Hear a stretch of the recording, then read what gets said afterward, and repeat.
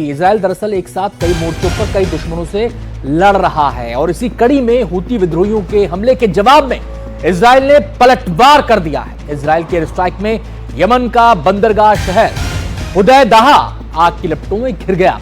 इसके साथ ही पूरा इलाका थर्रा उठा। हुदैदाह पोर्ट पर इजराइल की इस स्ट्राइक का निशाना हूती विद्रोही थे।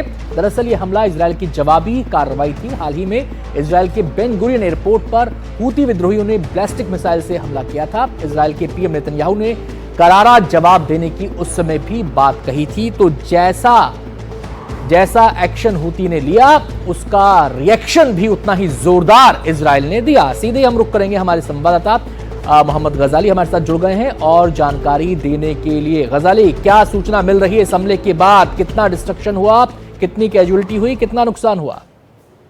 जी देखिए, इजराइल की तरफ से जो हमला किया गया है उसका टारगेट वो ऐसे ठिकाने थे हुदैदा शहर में जहां से इजराइल का मानना है कि हूथी विद्रोहियों को ईरान की तरफ से या तो हथियार मिलते थे या वो समुद्री रास्ता था जहां पर जहाजों के जरिए जो है उनको हथियार और दूसरे दीगर सामान जो है ईरान की तरफ से सप्लाई किए जाते थे।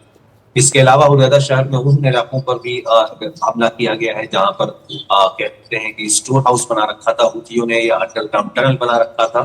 और अभी तक की जो जानकारी मिल रही है उससे यही पता लग रहा है कि शायद हूथियों के इलाके में जहां पर यह हमला हुआ है उसमें एक शख्स की मौत हुई है और कई घायल। हालांकि जो तस्वीरें वहां से आ रही है उससे साफ पता लग रहा है कि वहां पर का जो इंफ्रास्ट्रक्चर है या वो उस इलाके में जो बनी हुई मकान है या बने हुए स्टोर हाउस है उस पर तीव्र हमला किया गया है। और न सिर्फ हुदैदा में बल्कि यूएस की तरफ से कल वहां की राजधानी सना में भी हमला किया गया है। तो ये यूएस और इजराइल का कह सकते हैं कि ज्वाइंट ऑपरेशन भी था जो दोनों ही देशों के फाइटर जेट्स ने अलग अलग इलाकों में यमन में जहां हूथी विद्रोहियों का ठिकाना माना जाता रहा है वहां पर तीव्र हमले किए। बहुत बहुत शुक्रिया मोहम्मद गजाली आपका इस पूरी जानकारी के लिए।